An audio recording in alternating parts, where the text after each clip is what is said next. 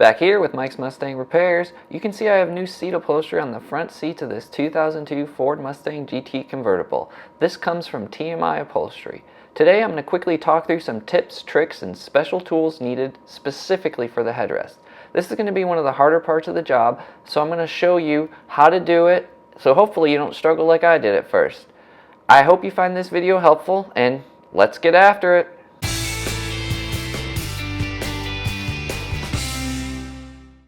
The first thing you want to do is lay the material out in the hot sun for about 30 minutes or so. This will relax the upholstery and make it easier to install. While the material is heating up, lay down a blanket or towel on the working surface to protect the material.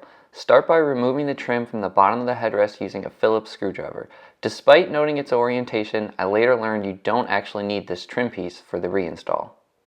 Position the headrest in a way that you can use your body weight to compress the sides of the headrest. Be careful as to not damage the foam, as you need to reuse it and it's not currently available aftermarket. Focus on removing one corner and then the adjacent one. If you don't want to save the upholstery, just go ahead and cut it. It's going to be much easier that way. Make sure the plastic sleeve is fully covering the foam, as this allows the new material to more easily be adjusted.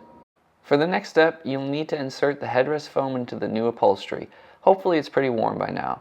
Starting by inserting one side into the pocket, then stretch the leather over the other side.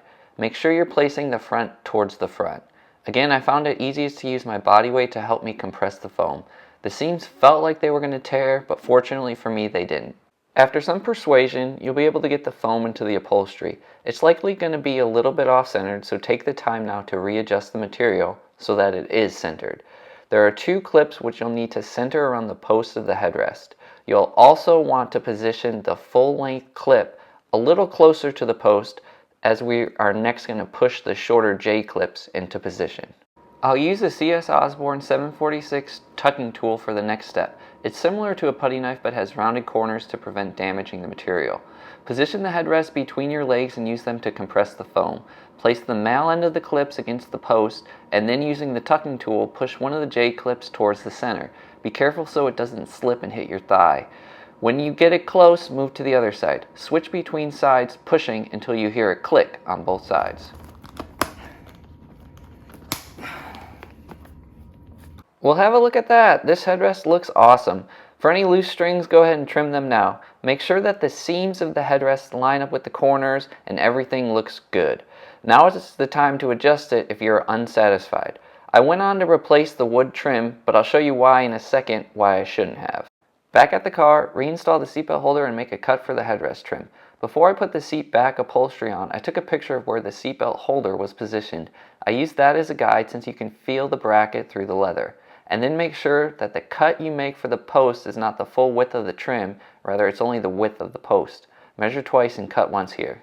Oh no, because the old upholstery wasn't secured by plastic clips, there's a visible gap from the wooden trim. I'm going to need to remove the trim. Because the headrest locks into place, it's difficult to remove the headrest. I can place a screwdriver into position and remove the two screws. I can then use my diagonal cutters to snip the trim and slide it off the post. Man, this looks perfect now. I wasn't able to find any good videos on the TMI upholstery headrest install, so I hope you found this particular video helpful. I'm planning on doing a full review of my TMI upholstery install over the next week, so be on the lookout for that. Like and subscribe if you haven't, and thanks for watching!